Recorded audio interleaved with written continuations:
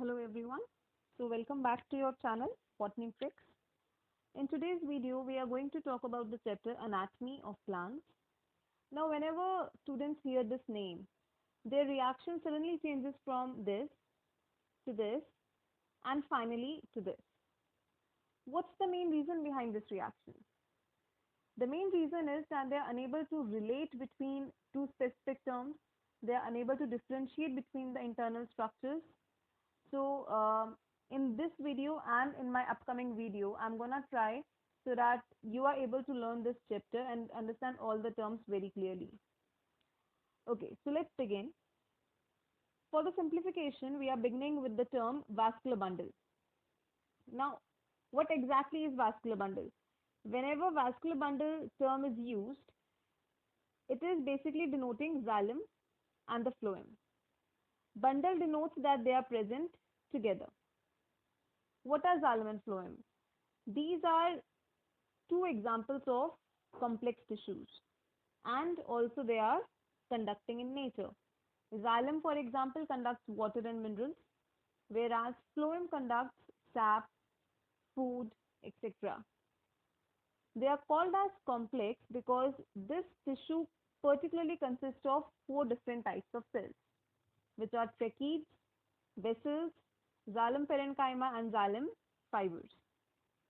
Similarly, phloem consists of four types of cells: sieve elements, companion cells, phloem parenchyma, and phloem fiber.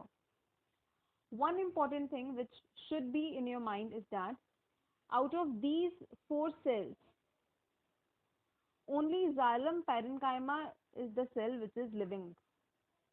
And in contrast, in phloem, out of these four cells, only phloem fiber is the one which is dead. Okay. Now, the main topic comes that how are these vascular bundles arranged in the stem or the root or the leaf? To, to summarize, this arrangement is basically of two types. We have the radial and the conjoint. Radial means that, let's color this. This is the xylem part. This is xylem, xylem and xylem. Whereas when we talk about phloem, it is present on the alternate sides. It is called as radial because clearly xylem and phloem, they both are present at different radial axes. Because they are occupying different radius, that is why it is called as radial arrangement. On the contrary, we have the conjoint. Clearly the name suggests that they are joined together. That means in case of radial, we had xylem and phloem at two different positions. But in case of conjoint, xylem and phloem together are present as a unit. For example, we'll see this one. In this one particular system, both the xylem and phloem are present. Now this conjoint is again of two types. It is collateral and bicollateral. Collateral means side में, बगल में. Bi here refers to two. तो इसका मतलब है कि xylem के दोनों sides, मतलब on both the sides of xylem we have the phloem in case of bicollateral, but in case of collateral, phloem is present only on one side of xylem. Clear? Now, collateral is again of two types. We have open and the closed case. This open word denotes that there is presence of cambium. Whenever there is cambium, it means that secondary growth will take place. Cambium are those particular cells which have the ability to de-differentiate and then redifferentiate. That means they can redivide. Now, whenever this cambium will divide, ultimately what will happen? It will lead into the separation of primary phloem from the primary xylem. As soon as the cambium will start dividing, the phloem will move this side and the xylem will move this side. That is why it is called as open condition. It is something like कुछ खुल गया. Whereas in case of closed, there is no cambium. Now when there is no cambium, there won't be any kind of secondary growth. So these are the main two types of vascular bundle arrangement. One is the radial, one is the conjoint. Radial is particularly found in case of roots. R for radial, R for roots. Conjoint is found in case of stems and leaves. Next we have is development of xylem. Now before starting this topic, one should know that this xylem, the primary xylem is of two types. One is the protoxylem and second is the metaxylem. The main difference between two of them is that protoxylem is basically the cells of protoxylem, they are very small in size. Whereas the cells of metaxylem, that means vessels, tracheids, they are larger in size. So anatomically, we can distinguish easily only by this feature. Second feature is that protoxylem is the one which is earlier formed. That means in premature leaves or young leaves. But metaxylem is the one which is later formed. Now, on the basis of the location of this protoxylem and the metaxylem, we have two types of development.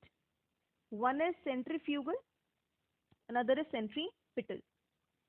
The word centrifugal itself denotes away from the center. Like we have centrifugation.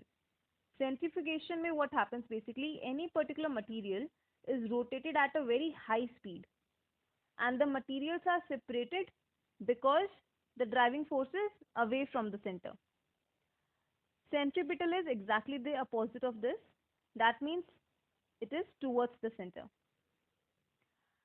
Now, when we are talking about these two terms in terms of development, centrifugal development means that the development is away from center. बाद में क्या बना था? Metaxylem. So clearly metaxylem is towards the periphery while the protoxylem is towards the center. In case of centripetal, we have development towards the center. So again, metaxylem, which is the later formed, is towards the center, while protoxylem is towards the periphery. Now, diagrammatically, this is represented like this. Let's say this is the periphery. This is the pith. Pith is basically the center of the stem. Now, the cells which you are observing in red color, these are smaller in size. These cells are larger in size. That means this is protoxylem and this is metaxylem. As we can see that metaxylem is towards the center. That means the development has been centripetal. Centripetal is also called as exarch condition. Exo basically refers to outside. This term has been given with respect to protoxylem. So it is defined as exarch means when protoxylem is formed towards the periphery and metaxylem is formed towards the center. Next, we have this condition. Again, this is the periphery. This is the pith. But here the protoxylem is towards the pith and the metaxylem having larger cell size towards the periphery. So as the development is away from the center, so this is centrifugal. And similarly, it is called as endarch. Now, oftenly people get confused that endarch and centrifugal, they both are very contrary terms. So to remember this, you just need to learn. We are using X from exarch and pital का P. So you just remember pix. Pix यहाँ याद रखेंगे और यहाँ पर few and D. So it is food. So you just remember food and pix. Pix means centripetal में exarch होगा. Food means centrifugal में endarch होगा. So I hope आपको ये सब topics सब बहुत अच्छे से clear हैं.